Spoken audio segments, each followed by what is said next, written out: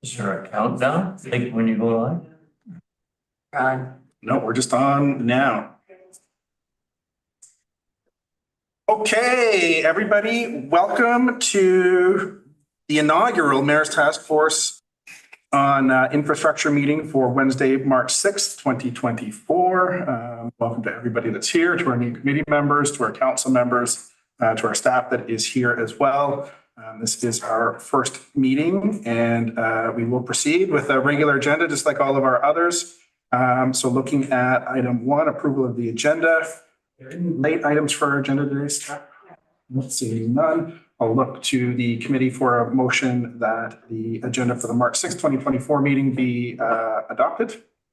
I'll move it. Wake. Seconded by Mr. Nicholson. Any discussion? Seeing none, I'll call the question. All in favor, raise your hand. Say aye. Aye. Aye. Carries unanimously. Look to our committee coordinator for any public comments today. We have no public No comments. public comments.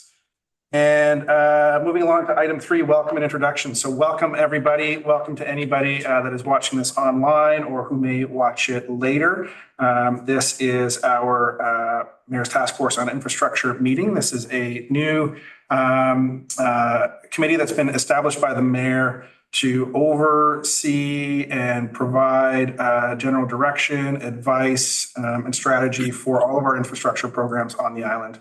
We know that infrastructure is a major challenge in our island. Our council has been working to frame the infrastructure issue in conjunction with our staff, who's been incredibly helpful in getting some of these financial pieces, some of these major projects, as well as the long-term impacts on our infrastructure deficit. And there is going to be lots to talk about. So I welcome comments from the public. I welcome comments from anybody that's out there. If they do want to attend or connect with us later on, please do. The first order of business is 3.1, appointment of a vice chair. I believe that's something that I get to do unilaterally, one of the few absolute powers I think the mayor has under the community charter. So I'll look to Tim Wake to see if he might be interested in serving as the vice chair of this committee.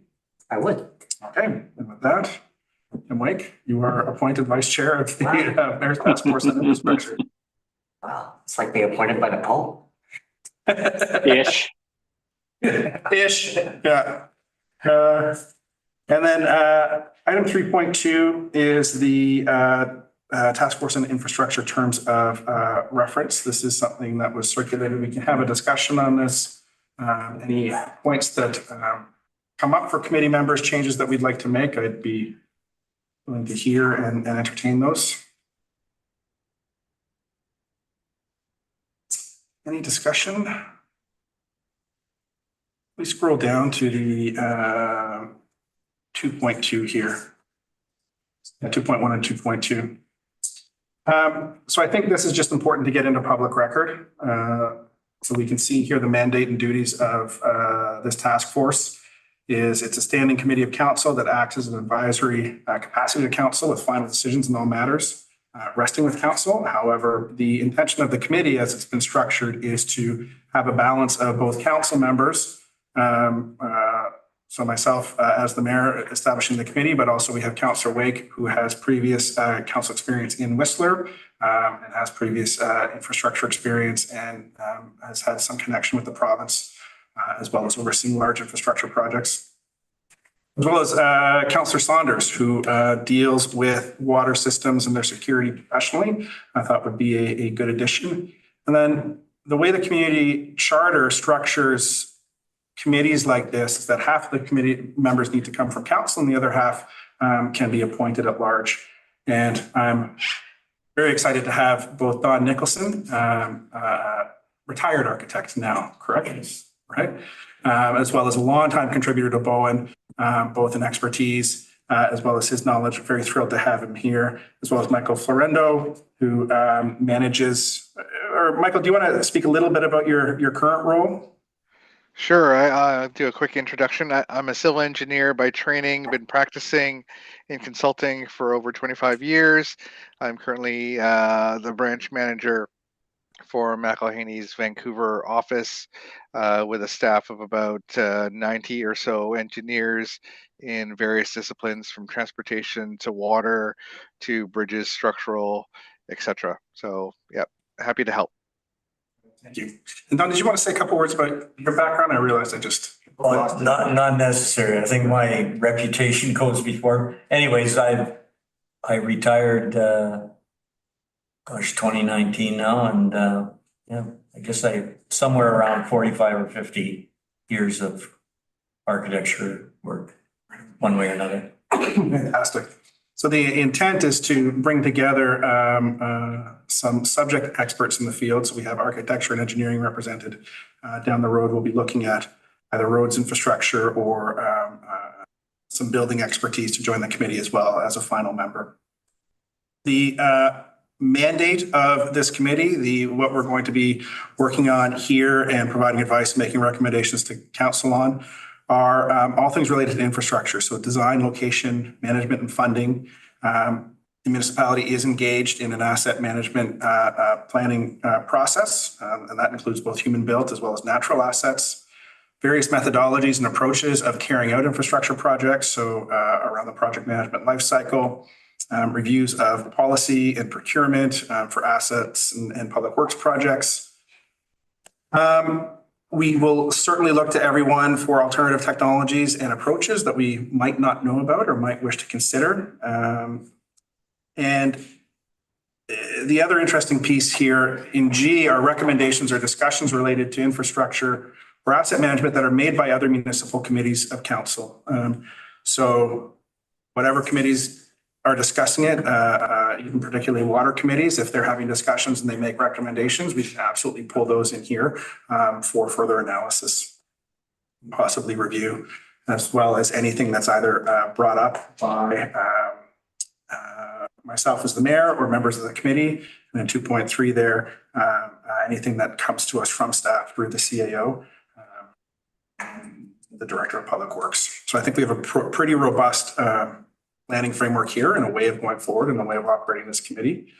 And with that, any other comments or questions that folks might have? Well, I should have added, I'm very honored to be selected to be on the committee, and I think just judging from rumblings I've heard and what we've seen, we've got a full plate to sink our communal hands into. Right. Yeah, definitely. Great. So we'll move on to item 4.1 here, which is a review of BIM capital projects.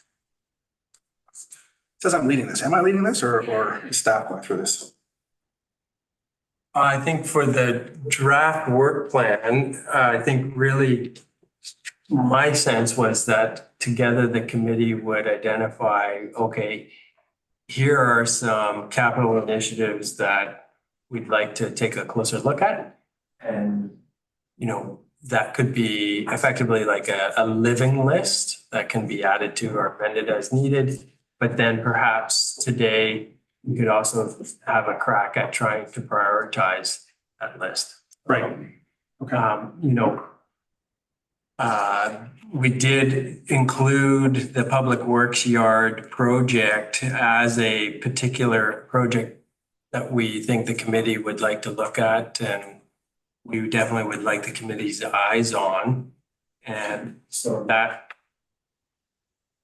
for us would be really helpful to get the committee, to bring the committee up to speed and become familiar with that project to start to advance that to the next stages.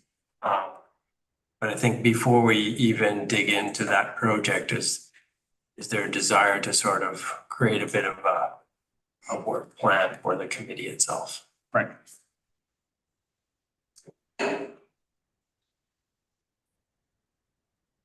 So what do we want to work on? Doesn't matter. I'm flexible. Is that Maybe okay? a quick question, right? On there it says review of BIM capital projects, and it does have the works yard and then another bullet on other projects. Is there a comprehensive list that we can get to know what are the active capital projects that the municipality is working on and what else is on the budget down the road? Right. And I think in our next meeting, so just because of the breadth of pieces that we'll be covering both in the open and closed meetings today, at our next meeting, we'll have the Director of Public Works, Patrick here, maybe, I don't want to say rehash, but, represent what's already been presented to council, because we've had some extensive review of the projects that have existed, but just to keep, just to get this committee up to speed, if that makes sense. There are a number of projects I think that we can look at that come to mind. So the public works yard is definitely one that I know staff is looking to really chomping at the bit for. Other pieces that I'd like to presence, just given Michael and Don, you might not be familiar with the delegation that council received last week from Vancouver Coastal Health on our water systems. I think our water systems generally should be on the work plan in some way, shape, or form, both from a physical assets perspective, but also from a governance and funding perspective. We got the message loud and clear from Vancouver Coastal Health that the management of those systems historically might not be the most efficient and effective way to run those systems, and whether we might want to start to take a look at making some changes to the way we approach water governance on the island. And Mayor, if I may, I'd be happy to give like a really brief verbal update on some of the key capital initiatives that are underway, like I do sometimes at council and then that might help inform, we want to dig in on this particular project a little more or not. Right. But I just want to echo what the mayor was just saying about the water systems in general. I think that would be a great thing for this committee to be looking at more closely. So a quick summary of some of the projects that we have on the go that are in progress. And Patrick, please don't hesitate to correct me where I stray into foreign territory or what have you. So we have a multi-use path project, which has been ongoing for a few years now, right? As you know, it starts at the library and goes just past Artisan Square Road, where it terminates in the forest, with the idea that it will carry on from there and through the S Bend past Charlie's Lane, around the corner towards Grafton Lake. Once we achieve arriving at Grafton Lake, the developer of the Grafton Lake lands is responsible for carrying the path along from there to Harding Road. And then the municipality picks it up again from Harding Road. And right now the current plan is to extend it to Bowen Bay Road. But there's been ideas of extending further if necessary. Currently, staff are working on a detailed design requirements for completing the next section, which would be from the Artisan Lane terminus to Charlie's Lane. And that's really tricky territory in there. It's incredibly steep. And so some of the challenges are around when would the path link back up with the road and things like that. So right now we're finalizing that detailed work before we're able to proceed with the tender for advancing that part of the construction. And Liam, is there a budget for like a all-in budget for that work? What's that look like? I think that is about 1.6. Okay. Is that right? Yeah, there's also, To take it to Harding? No, that's just to Charlie's Lane. Oh, just to Charlie's Lane? yeah. And then there's also going to be some property acquisition required. Just because of the terrain. A lot of the approach is going to need to be widening Grafton Road on the south side, which will involve some acquisition of property. There's really no way to avoid that. So those costs haven't been confirmed and quantified yet. We should have drawings that include the property, the ones we need for property acquisition discussions within the next 3 weeks. Excuse me, if through the mayor, I guess, forgive me if I'm, is that included in the 1.6 budget or is still not determined yet? Yeah. And is it an acquisition versus an expropriation? Or I guess that depends on Eminent domain. on the discussions with negotiations? Okay, property owners and what their right. receptiveness is to Okay. participate in the project. When we look at the multi-use path in its entirety, we haven't had a level of detail from surveying done to date to clearly identify where we're going to run into these private property issues. But we know that there will be many more of them along the route. And so one of the things that Patrick and I have talked about just between the two of us is, you know, perhaps at some point we want to come up with an acquisition strategy for the entire routing and create a bit of a policy around, okay, this is how we would approach it and spend that money on the more detailed surveying so that people can plan accordingly. They know that the path is coming. They know that their property may or may not be impacted, and this is how the municipality intends to approach that. Are we generally of the belief that the roadway itself, the paved, is on municipal right of way? Not everywhere. Yeah. There are places where Yeah, the reason I ask is we've had personal experience in our own strata, you know, that I can speak quite detailed from, but that was just a question, not to put you on the spot, but. there are places where the road itself is not on our Yeah, okay. right of way. Councillor Saunders. Thanks. I just want to, because, you know, Liam's doing an update here and we drifted off into, you know, on the first project. So what I want to know is, my understanding is that any of these projects over $150,000, I think was the threshold we set, that this committee, like including in particular, the one I'm talking about is the multi-use path, but this committee is going to review this stuff and say, okay, here's our thoughts on it and here's what we believe and that kind of thing. Take those thoughts to council, correct? So we're going to have a discussion specifically about the various projects that Liam's about or started to outline here and deal with them individually, correct? I think so, yes. Yeah. Okay, great. Good. Mayor, I'd like to ask for a point of clarification on Yes. that.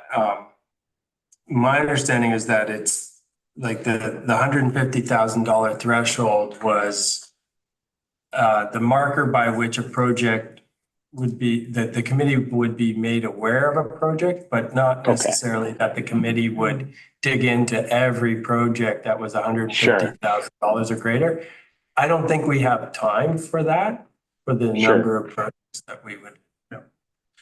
So hence the reason, so hence the reason why we would want to create a bit of a work plan around, okay, well, what are the projects that the committee would like to dig into? And, you know, my sense of it was staff would bring forward, okay, here's a list of projects. And these are ones in particular we would appreciate your input and advice on. But here's 10 others. Of those 10, are there any that the committee really like to? Sure. That seems to work, yeah. Yeah, I think that's a fair point, Councillor Saunders, and this meeting will feel a little bit fuzzy as we come online in our first time around. I just want to presence that as we figure out our way of working and what it is exactly that we want to work on. The sort of idea that I have in my head is similar to what the CAO has stated, in that there will be certainly things that carry a bit more juice and will probably show up on the agendas as new business or continuation of old business. And other pieces that I would expect to see probably under information items, either in the open or closed, would be, oh, we've sent this to tender, this is here, things like roads plans or whatever else, just so that one of the main goals of this committee, I think, is for the council members on it, as well as our subject matter experts here, to have a line of sight into all of the projects in a way that general counsel does not have time for. Yeah. And then if there's specific questions or things that need to be flagged from those information items that the committee members want to discuss or know about, we can have a discussion on that. Yeah, maybe one thing I can mention, maybe to save some time on the briefing, would be, I'm sure there's a list already, like a table that says like these are all the capital projects. Here's their capital values. Here's where they are in their life cycle, and here's the planned completion date. And then we can see that all in like one table and kind of know which ones we still have opportunity to potentially provide some comment and advice on, right? Because if you're done in a couple of months, there's probably not much opportunity on those ones. But if we have some longer items or things that are currently delayed, it would be good to know. Okay.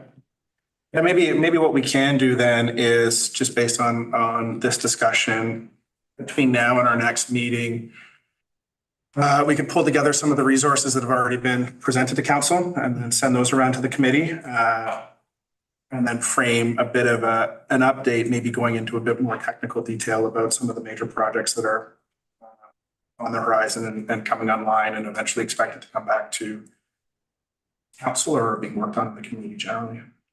Does that make sense? Yep. Okay, great.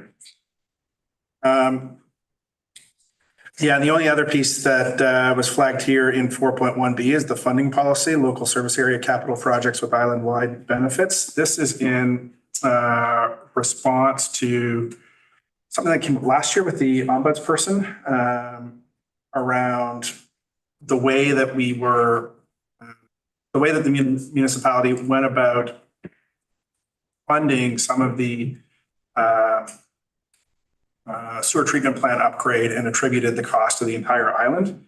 And understanding that at the time that was a bit of an emergency and it had to be done. But at the same time, I think it creates a valuable discussion point moving forward and will eventually have to be enshrined in bylaw around, down in the cove, these strategic projects or projects that have whole island significance that are within a local service area. How do we want to fund these? And what does that cost share look like? And how are we going to approach it in a way that I want to say everybody in the community feels good about, but the vast majority of folks in the community will feel good about. And I think that's an interesting conversation that this community specifically can have. So with that, unless there's anything new, maybe we can move to 4.3 to the closed meeting.